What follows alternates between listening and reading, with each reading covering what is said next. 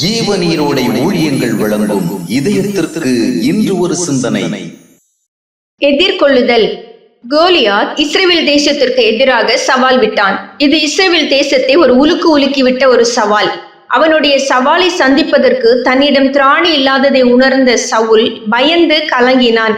ஒருவேளை இந்த சவாலை சந்திக்காமல் ஏதாவது ஒரு வழியில் தப்பிவிடுவதற்கு வழிகளை அவன் யோசித்திருக்கலாம்.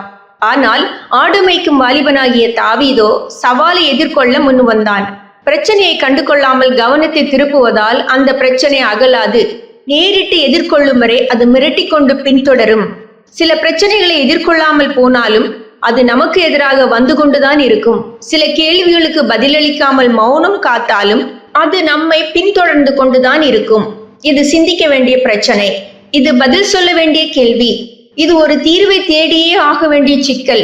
ஆனால் நாம் கண்களை மூடிக்கொண்டு பிரச்சனையின் அழுத்தத்தை உணராதிருக்கும்படி முயற்சிக்கின்றோம். ஏனென்றால் சவலை போல சுயபலத்தோடு மட்டும் சார்ந்து வாழ வேண்டிய சூழ்நிலையில் உள்ளோம். தாவீது அப்படியல்ல. தான் சந்தித்த பிரச்சனைக்கு தன்னுடைய பலத்தின் அடிப்படையில் தீர்வு ஏதாவது இருக்கின்றதா என்று பார்க்கவில்லை. அவன் தேவ பலத்தை நம்பினான். தேவனை சார்ந்து வாழ்கின்றவனுக்கு வருகின்ற பிரச்சனை அவனோடு மட்டும் சம்பந்தப்பட்ட ஒன்று அல்ல, அது தேவனோடும் சம்பந்தப்பட்டது. தேவனை நம்பி வாழ்கின்றவனுக்கு நேரிடுகின்ற சோதனைகளில் ஒரு தீர்வை காண வேண்டிய பொறுப்பு தேவனுக்கு உண்டு. எனவே சீரியா இராணுவம் எலிசாவுக்கு எதிராக வந்தபோது எலிசா கலவரமடையவோ கலக்கமடையவோ இல்லை. ஏனென்றால் தேவனை சார்ந்து வாழ்கின்றவனுக்கு எதிராக வருகின்ற எதுவும் தேவனுக்கு எதிராக வருகின்ற ஒன்றே. எனவே தேவன் அதற்காக எதையாவது செய்யாமல் இருக்க மாட்டார்.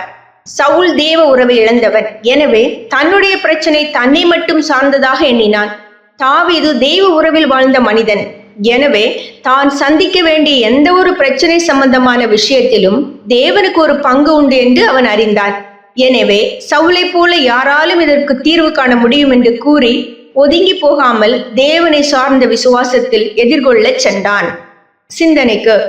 இன்று சந்திக்கப்படாத பிரச்சனையின் வலிமை நாளை இன்னும் அதிகமாகவே இருக்கும். இன்று சந்திக்கப்படாத பிரச்சனையின் வலிமை நாளை இன்னும் அதிகமாகவே இருக்கும்.